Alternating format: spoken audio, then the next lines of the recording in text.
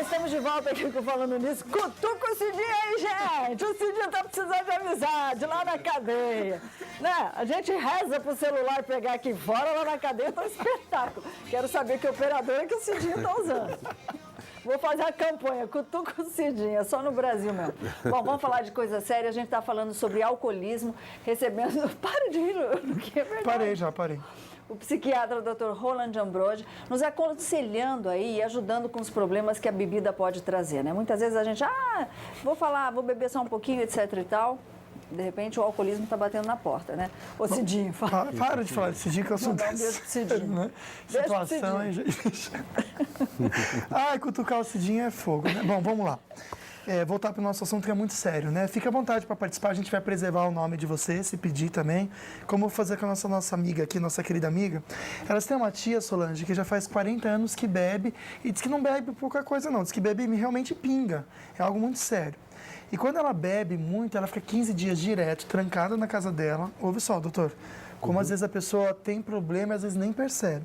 15 dias direto bebendo na cama, fica trancada, faz as necessidades na cama, não troca de roupa, não toma banho. E quando ela é confrontada, ela não admite que tem problema com álcool. Ela não aceita e fala que não tem. Como que faz? O que os filhos fazem? O que deve ser feito em relação a ela? Porque ela não aceita e não admite que falem também que ela tem problema com álcool. Nesse caso, não tem outro caminho. Seria uma internação para desintoxicação dessa pessoa e para recomposição dela, né? Na sociedade e tudo mais. Não há outro caminho, porque ela chegou Tem que ser na marra. Tem que ser na marra, não tem jeito, tem que conversar com os filhos e aí ela tem que ser buscada e levada para uma clínica para fazer uma desintoxicação. Porque ela está num modo compulsivo da doença, ela não vai admitir o alcoolismo, muito menos ela vai colaborar com o tratamento. Então, nesse caso, a internação ela torna-se, vamos dizer assim, emergencial, né, para a preservação da vida da pessoa. Então, é questão de preservação da vida. Ok, então, temos uma pessoa na linha que não vai se identificar, tá, Roland? Alô, boa tarde. Boa tarde, Sol. Tudo bom? Tudo. Tá falando de que cidade, minha linda? Eu estou falando do campo. Pode fazer a sua pergunta. Então, doutor, eu tive uma grande, esses tempos aí do meu marido. Ele bebia até que um dia que eu estava picando carne na pia, ele veio para bater no meu filho, de 1 ano.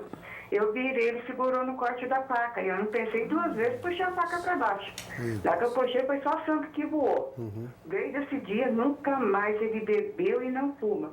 Só que eu bebo, assim, no Ano Novo, no Natal, entendeu? Quando tem uma festinha, mas é assim, é meia latinha de cerveja. Passou aquilo, eu não bebo mais. Eu gostaria de saber, isso daí é vício? Não, eu não creio que seja. Aí seria o consumo normal da bebida como etilista social. Não chega a ser caracterizado o vício, daí no caso, né? Não está havendo nenhum tipo de alteração. Agora, a cervejinha todo final de semana? Também, dependendo da pessoa, semana. Então, toda semana. Se for, pode ser considerado também um etilista social. Desde que a pessoa tenha condições de manter, vamos dizer assim, uma pontualidade somente finais de semana, ainda a gente pode caracterizar como o uso social da bebida, e não teria problema, não. Ok, então, bom, sempre com moderação, né, Luquinha? Com moderação. Sempre com moderação. Sim. Temos mais uma ligação, Lucas Sanseverino não vai se identificar também. Vamos lá, então. Alô, boa tarde. Oi, Oi, de onde está falando? Vilmar está falando de Lorena. Vilmar, quis falar o nome, tudo bem. Beijão, pessoal de Lorena. Pode fazer a sua pergunta, meu amigo. Eu tive um problema há 6 anos atrás e foi referente à bebida. Estou fazendo tratamento, tive uma parada cardiorrespiratória. Deve ter sido em função da bebida, não sei. E hoje eu volto a tomar uma caipirinha só no almoço. Todo dia? Todo dia. E você não sente vontade de voltar naquela época? O organismo, não você, seu organismo. Não. Só a caipirinha. Agora eu pergunto pro doutor. Ainda não. Se continua sendo um alcoólatra ainda ou não? O problema, como a pessoa já teve um problema anterior com envolvimento com bebida, com acentuação, a pessoa tem um risco de voltar a utilizar em grande quantidade a bebida, né? No momento, ele está controlando. mas essa linha, ela é muito tênue. Ele Passa pode por perder, uma situação. ele pode passar por um dissabor, um desapontamento, um aborrecimento qualquer, e aí ele pode acentuar a utilização. Eu não acho bom a utilização regular do álcool. Tá? Todos os dias a caipirinha vai fazer mal, porque essa agressão ao fígado, ela é corriqueira não, ela é frequente, e isso vai levar a um problema qualquer maior do fígado, uma cirrose, alguma coisa assim, mesmo sendo uma quantidade pequena. Às vezes é preferível uma vez por mês a pessoa beber um pouco a mais do que beber todos os dias, para o fígado é pior. Entendi. Daqui a pouquinho a gente vai saber aí do perfil psicológico da pessoa que bebe, né? O porquê que ela bebe, ela está escondendo algum problema, ela não tem coragem de enfrentar a vida ou sofreu alguma coisa muito grave assim e acaba escondendo todo esse mal no álcool. Bom, antes de perguntinha no Face, deixa eu só lembrar, hein? Sexta-feira, apesar de ser feriado, a gente vai estar ao vivo aqui e tem aquele kit da Cooper cheio de produtos deliciosos da Cooper para você, queijo, leitinho, mussarela, uma porção de coisa gostosa, né, Luquinha? Muito gostoso, para a família inteira curtir um café da manhã delicioso. Solange, acho que é até interessante eu emendar essa pergunta aqui da nossa querida Kelly. Ela falou que o tio dela perdeu tudo uma vez por causa do álcool. Oh. E ficou limpo, sem beber álcool, durante 20 anos, mas ele voltou a beber e perder tudo novamente. Eu acho que esse alerta o vício pode voltar para quem está curado já há 20 anos, doutor? Volta, sem dúvida nenhuma. As características de personalidade e tudo mais da pessoa não mudam. Então, aquela permissividade que a pessoa tem, aquela capacidade de aceitação da bebida é a mesma. Então, ele vai voltar. Desde que tenha alguma condição, por exemplo, que favoreça, ele vai voltar sim. A bem da verdade, a pessoa teria que se considerar incapaz de estabelecer um limite seguro para o consumo do álcool. Como ele já teve problema com o álcool, o ideal seria que ele colocasse, vamos dizer, um basta e não utilizasse mais o álcool, nem de modo social, porque ele não vai conseguir estabelecer um parâmetro seguro de utilização. Pois é, e esse troço ele é que nem um cigarro, só dá dinheiro mesmo para quem fabrica, né? A gente vai ver o depoimento aí de uma pessoa que passou por uma situação muito triste do álcool. Eu tenho certeza que muita gente aí de casa vai se identificar com essa história também. Acompanha aí. Quando você tá numa turma, quer dizer, você quer fazer parte dela, aí você precisa ir em todas as festas, né, meu? E com isso vem o resto. Eu acabei criando uma certa tolerância à bebida. Antes, uma dose me fazia ficar embriagado, mas ao longo do tempo, o que uma dose fazia, eu só conseguia com 2, 3, 4 e assim por diante, não parava mais. Quando vira costume beber diariamente, as pessoas começam a reparar e junto com os conselhos vem o preconceito. Os amigos se tornam outros. Nossa, cara, é muito ruim isso. E quando você não pode beber, começa a tremer e fica irritado e quer beber, mas, sabe, não pode mesmo, sabe. Eu fui fazendo com que as pessoas se afastassem. E quando elas me diziam que eu precisava parar, dizia que poderia parar, mas quando quisesse. Isso é uma doença. É a pior coisa que pode, acho que, existir na vida de uma pessoa.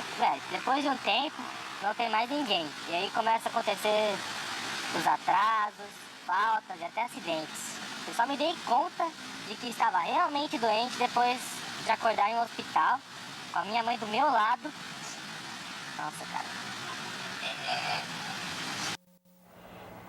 A pessoa até se emociona de lembrar de tanta desgraça, né? Que ela não tinha noção de que estava acontecendo, Roland. Você viu? Ele falou, queria entrar na galera, na moçada e tal, foi uma dosezinha, depois uma não faz mais efeito, são 2. Exato. E acabou no hospital e está internado hoje. Exato. Esse depoimento, esse rapaz. É muito interessante isso, Sol, pelo seguinte, o organismo tem uma capacidade de adaptação com a bebida muito grande. Então, no início, quando a pessoa tem um organismo rígido, um organismo saudável, ela acontece exatamente o que ele falou. Ele começa um pouquinho, bebendo e sente o efeito. Depois ele tem que tomar cada vez doses maiores. Depois de muitos anos, quando o fígado já está comprometido, ocorre o oposto. Uma dose pequena já o deixa embriagado, porque o fígado não metaboliza mais o álcool. Já está cansado. Já está cansado, já está comprometido e destrói daí a capacidade de funcionamento do fígado. Quando o fígado ainda se mantém até 30% de funcionamento, a pessoa ainda tem condições de ter uma existência relativamente normal. Quando a cirrose já evolui além disso, isso, por exemplo, mais de 70% de comprometimento do parênquima hepático, aí a pessoa não vai ter mais condições de ter uma vida saudável. Ela passa a ter, pode ter a famosa descompensação, né, cardiovascular, com retenção de líquido, a barriga incha, a pessoa já entra numa fase final de alcoolismo, que é ascite e tudo mais. Bom, a gente vai ver daqui a pouquinho com o doutor o perfil psicológico, por que as pessoas bebem muitas vezes para se destruir. E será que é possível fazer um tratamento, Luquinha, contra o alcoolismo, reduzindo apenas as doses, ou seja, mantendo ainda o álcool? Pois é, já a gente vai saber isso, mas antes de ir para o intervalo, só vou compartilhar com vocês algo tão bacana e incrível. Olha só, o governo federal gastou 2 bilhões e 300 milhões de reais nas propagandas de 2013. 2 bi? Isso, 2 bilhões. Com bola. O valor, ele é maior registrado aí desde o ano de 2000, quando começaram a divulgar dados de gastos com propaganda. O recorde é estabelecido por Dilma Rousseff, que ultrapassou o ex-presidente Lula, que gastou 2 bilhões e 200 milhões de reais no ano de 2009. Tão pouco, né? A gente não está precisando de nada. Deixa eu ficar nervosa, Silas. Eu fico nervosa. O país precisando de saúde aí. Quem faz não precisa mostrar que está fazendo. Não precisa gastar com tanto dinheiro em propaganda. E não é só a presidente Dilma, não. Todos os outros que vieram também. Falam que a propaganda é a alma do negócio, né? O problema é vender a alma pro capeta, né, gente? Vamos pro intervalo e a gente já volta.